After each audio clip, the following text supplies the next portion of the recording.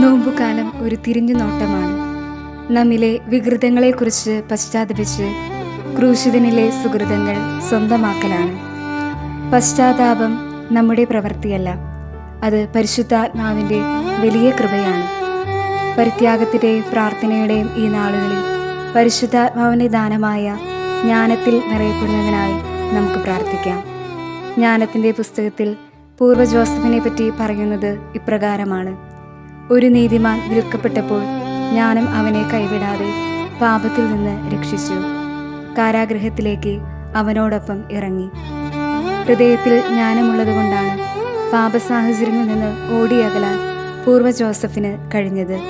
അതുപോലെ നമ്മുടെ അനുദിന ജീവിതത്തിലുണ്ടാകുന്ന പാപസാഹചര്യങ്ങളെയും പ്രലോഭനങ്ങളെയും ജ്ഞാനമാകുന്ന ദൈവിക ആയുധം കൊണ്ട് നമുക്ക് നേരിടാം.